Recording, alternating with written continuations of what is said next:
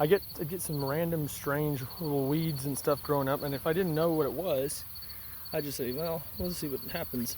So this thing came out of nowhere, and I kind of was like, yeah, it looks familiar, but I don't even really know what it is. So I kept going. Then all of a sudden one day, I started having these little flowers. I'm trying to show you how cool the flowers look, but I was probably not like this right here. It's this weird little hexagon, pretty flower. And I go, I think that's those ground cherry things. So I just let it go, and that was, I know it's probably 2-3 months ago. This thing, without me doing anything to it, is just taken over. It's even fought out some squash plants over here, and other cantaloupe vine that was kind of taken over. It's still done really well, but they're really good. I really recommend it because it's something like this that is from this area, and we all like to try to have the best tomatoes and all that stuff. But you gotta be honest with yourself. The tomatoes don't really belong here in this part of the country, or really in the U.S. for the most part. So you have to baby them and do all kinds of stuff. But the more I find these kind of more native type plants that do so well, and it's so little work, I've literally done nothing to this plant. I've not fed it or anything, and it does really well. It's kind of a weird flavor at first. I actually, for the longest time, couldn't decide if I really liked them.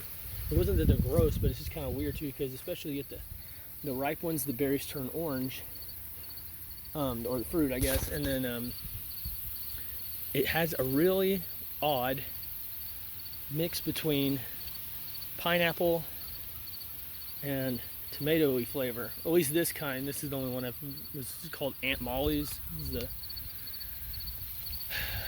is the type of, I guess there's probably plenty more. I don't know what the other ones are. I'm not an expert by any means, but just kind of accidentally started growing in these things. My daughter loves them. She's 2, and she'll come here and it's like a little present. She comes up, opens them, and eats them.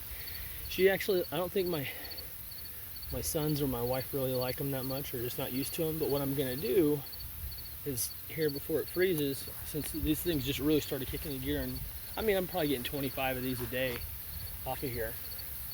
I'm gonna harvest all of them at the end and make a jam out of them. I've seen some recipes and stuff online. People really said that doing it with jam's really good. See, this one's kind of nasty looking, but on the inside, it's actually one of the more ripe ones. I'm sorry, I can't get that right there. So it's actually a pretty cool little plant.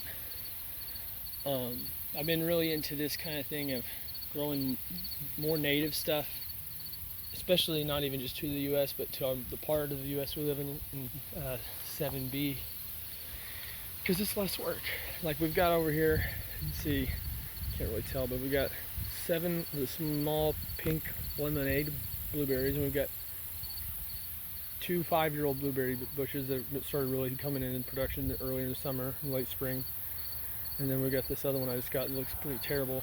We went through drought earlier in the summer, but those are all great, and I've been getting pretty good at growing blueberries. But they're also kind of a pain because they don't like the soil. Even the southern high bush variety that's made for here in the warmer climates. Still needs a lot of acidity. You got to add a lot of stuff to the soil, and so I've been liking this kind of stuff where it's less work, because it's stuff that is evolved to be in this kind of climate where it's really, really cold and could get hard freezes in the winter, but also gets really hot. And in the summertime, we go through.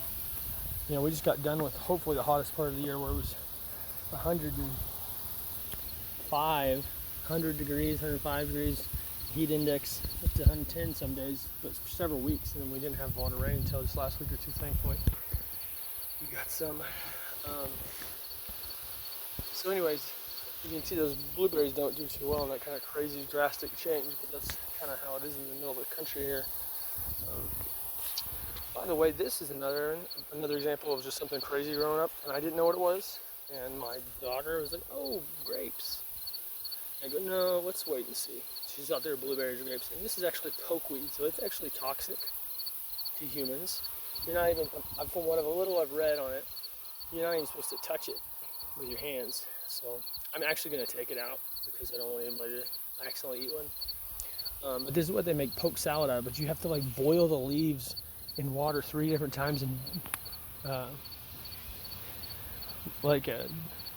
remove and change the water out each time to get the toxicity out of this. That's kind of crazy. So anyways, that's what I'm going to do with those. But just thought I'd do a little video about this weird little fruit called the ground cherry. So if you guys want any more information, or you want to have some good ideas for other stuff that are kind of weird and unique that you've grown and had good luck with, let me know, because I'm always excited about trying something new. I'm going to get here and get the rest of these little ripe ones I can find, and I will talk to you later, hopefully.